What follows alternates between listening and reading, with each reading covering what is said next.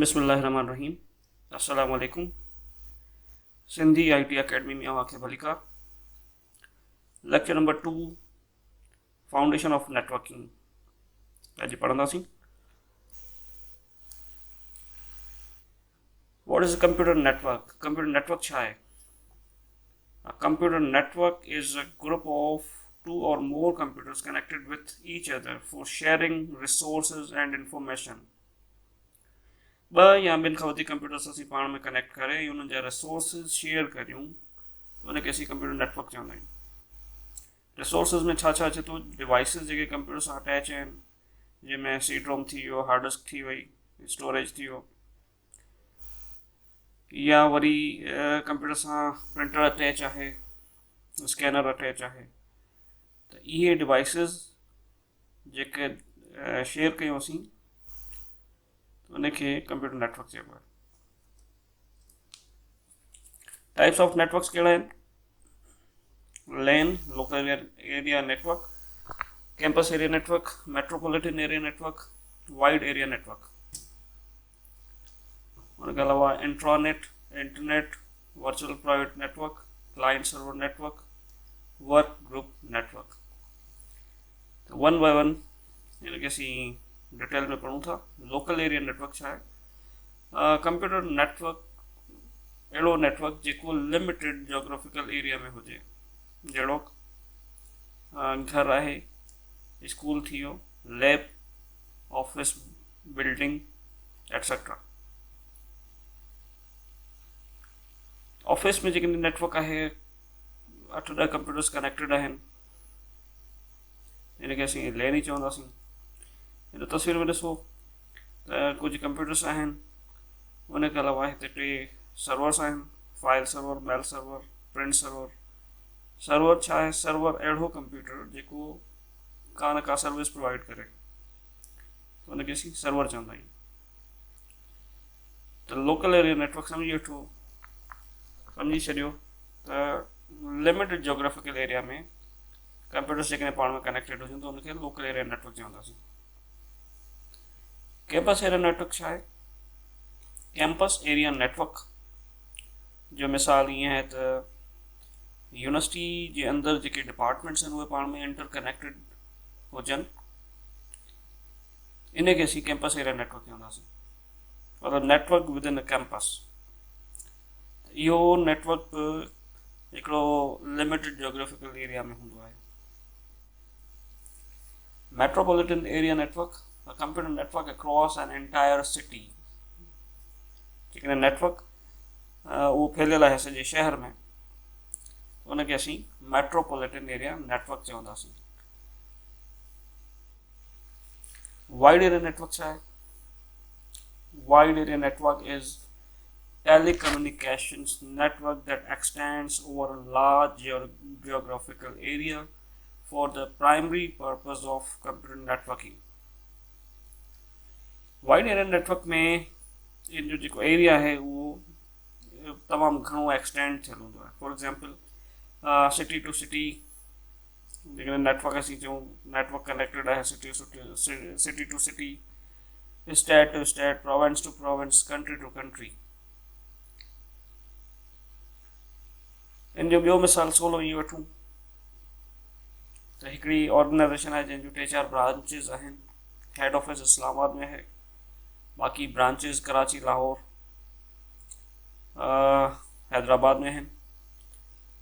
ऐं इहे असीं ब्रांचेस कनेक्ट कयूं इस्लामाबाद सां, त इन नेटवर्क खे असीं वाइड एरिया नेटवर्क चवंदासीं। त इहे ऑफिसिस जेके ब्रांच ऑफिसिस कनेक्ट थियनि, हेड ऑफिस सां वाइड एरिया नेटवर्क वैन जे थ्रू कनेक्ट थी सघनि थियूं।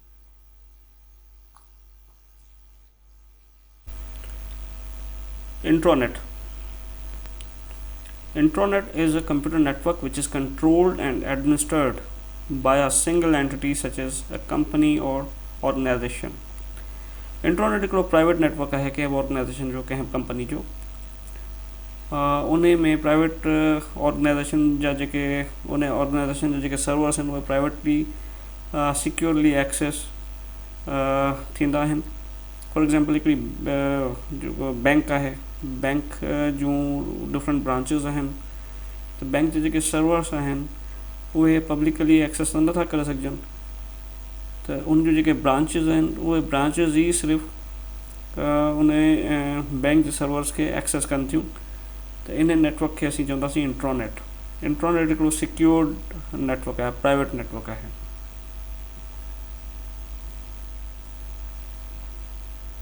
Internet is a global network connecting millions of computers to share the resources or to provide services. Internet जेको हिन जो ॾाढो कॉमन आहे, हर डिवाइस, हर मोबाइल इंटरनेट सां हर वक़्तु कनेक्टेड हूंदा आहिनि। इंटरनेट में ईअं सम्झो त मिलियंस ऑफ कंप्यूटर्स पाण में अटैच्ड आहिनि, कनेक्टेड आहिनि, ऐं का न का पंहिंजूं सर्विसिस रिसोर्सिस प्रोवाइड कनि पिया। फॉर एग्ज़ाम्पल सोशल नेटवर्किंग जी जेकी वेबसाइट्स आहिनि, फेसबुक थी वियो, व्हाट्सएप थी वियो, इहे जेको तव्हां एक्सेस कयो पिया या जेका डेटा तव्हां एक्सेस कयो था उनजी, उहो थ्रू दी इंटरनेट आहे। इंटरनेट जे थ्रू तव्हां एक्सेस पिया कयो। यूट्यूब आहे, गूगल सर्च इंजिन, इहे सभु रिसोर्सिस आहिनि। उन खां अलावा ॿियूं सर्विसिस जीअं Amazon web services, web hosting services, त इहे सभु सर्विसिस जेके एक्सेस कयूं वञनि थियूं थ्रू दी इंटरनेट कयूं थी वञनि। त इंटरनेट ईअं सम्झो त काफ़ी खोड़ सारा नेटवर्क्स पाण में कनेक्टेड आहिनि, ऐं उहो नेटवर्क कनेक्ट थी ऐं हिकिड़ो इंटरनेट ठाहिनि था। वर्चुअल प्राइवेट नेटवर्क छा आहे? VPN is a cost-effective solution to provide secured connection between client and organization's network over the internet for data sharing. And for example, जीअं असां बैंक जो एग्जाम्पल वरितो, बैंक जूं जेके ब्रांचिस आहिनि उहे हेड ऑफिस सां कहिड़ी तरह सां असीं कनेक्ट करे सघूं था, कीअं कनेक्ट थी सघनि थियूं उहे। हेड ऑफिस इस्लामाबाद में, बाक़ी ब्रांचिस सॼे मुल्क में फैलियल आहिनि, कराची, हैदराबाद, लाहौर, इस्लामाबाद। उहे जेकॾहिं कनेक्ट थींदियूं बि त वैन जे थ्रू ई थींदियूं, वाइड एरिया नेटवर्क।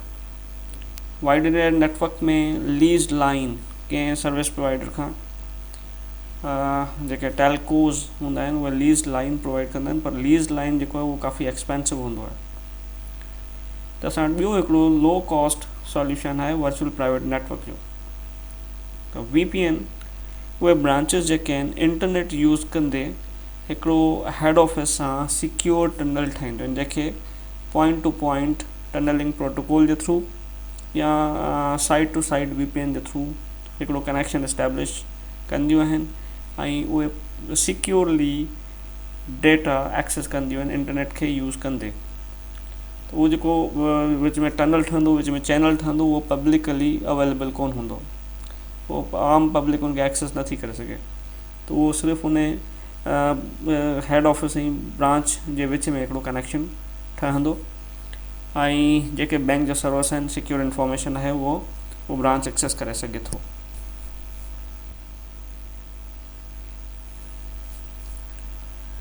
अच्छा, client server network. Client server network जीअं त नाले मां ई ज़ाहिर आहे, client server network a dedicated centralized computer known as a server। Network जे विच में लैन हुजे, लैन में ई हिकिड़ो कंप्यूटर अहिड़ो आहे जंहिंखे असीं सर्वर था चऊं।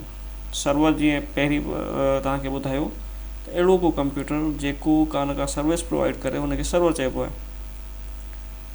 त हिकिड़ो सेंट्रलाइज़्ड लोकेशन ते हिकिड़ो अहिड़ो कंप्यूटर आहे, हिकिड़ो सर्वर आहे जेको रिसोर्सिस अलॉट थो करे, रिसोर्सिस अलोकेट थो करे। All other computers that access the shared resources are known as client। बाक़ी जेके कंप्यूटर्स आहिनि, हिकिड़ो सर्वर जेको आहे उहो रिसोर्सिस प्रोवाइड थो करे, ॿिया रिसोर्सिस एक्सेस था कनि, त जेके एक्सेस था कनि उनखे असीं क्लाइंट चवंदासीं। हिन टाइप जो जेको नेटवर्क आहे इहो एंटरप्राइज़ लेवल ते इम्प्लीमेंट थियल हूंदो आहे। घर में या नंढियुनि ऑफिसिस में इहो नेटवर्क, इन टाइप जो नेटवर्क जेको आहे इस्तेमालु कोन थींदो आहे, छो त हिनखे मैनेज करण लाइ, इनखे इंस्टॉल करण लाइ कुझु स्पेशलाइज़्ड सॉफ्टवेयर खपंदा आहिनि। फॉर एग्ज़ाम्पल जेकॾहिं हिकिड़ो लार्ज एंटरप्राइज़ नेटवर्क आहे त हुन में विंडोज़ सर्वर टेक्नोलॉजीज़ यूज़ कंदे माइक्रोसॉफ्ट जी जेको आहे एक्टिव डायरेक्टरी आहे या डोमेन कंट्रोलर इंस्टॉल करे उन एक्टिव डायरेक्टरी जे थ्रू इहो आर्किटेक्चर इस्टेब्लिश करे सघे थो। ऐं क्लाइंट्स जेके आहिनि उहे हिकिड़े सर्वर सां कनेक्ट थींदा, एक्टिव डायरेक्टरी सां कनेक्ट थींदा। एक्टिव डायरेक्टरी वटि ई सॼो कंट्रोल हूंदो पूरे क्लाइंट्स जो।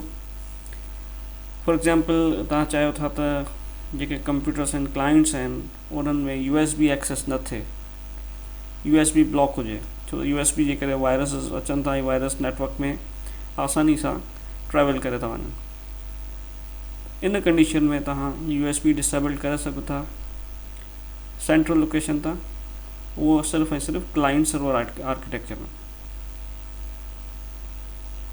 इहे इन जा फीचर्स आहिनि। नेक्स्ट जेको टाइप आहे नेटवर्क जो, work group network. Work group network में जेके बि इनमें कंप्यूटर्स हूंदा आहिनि उहे सभिनी खे हिकु जेतिरा परमिशन्स हूंदा आहिनि। इनमें को सर्वर ऐं क्लाइंट जो कॉन्सेप्ट ई कोन हूंदो आहे। सभु सर्वर जेके आहिनि, सभु कंप्यूटर्स जेके आहिनि उहे पंहिंजे पाण खे सर्वर ई सॾाइनि था, सर्वर फील कराइनि था। जंहिं कंप्यूटर खे रिसोर्सिस शेयर करणा आहिनि त हू पंहिंजा रिसोर्सिस पाण ई शेयर करे सघे थो ऐं बाक़ी कंप्यूटर्स जेके आहिनि उहे एक्सेस कंदा। हिन टाइप जो जेको नेटवर्क आहे उहो नंढियुनि ऑफिसिस में, घरनि में इहो इस्तेमालु थींदो आहे। फॉर एग्ज़ाम्पल असांजे घर में जेकॾहिं वायरलेस जो कनेक्शन आहे, DSL इंटरनेट, ऐं उन सां गॾु वायरलेस राउटर लॻल आहे जंहिंसां लैपटॉप, डेस्कटॉप ऐं जेके मोबाइल्स आहिनि घर में यूज़ थियनि पिया उहे कनेक्टेड आहिनि। त हिन टाइप जो जेको नेटवर्क आहे इहो वर्क ग्रुप नेटवर्क चइबो। तव्हांजी महिरबानी, तव्हां ॿुधो। जेकॾहिं तव्हांखे क्वेश्चन्स आहिनि या तव्हां फीडबैक ॾियणु चाहियो था तव्हां sindhi.itacademy@gmail.com ते मूंखे ज़रूरु लिखो ऐं आगाह कयो। तव्हांजो फीडबैक लाज़मी आहे त जीअं आउं पंहिंजी वीडियोज़ खे अञा वधीक बहितर खां बहितर करे सघां।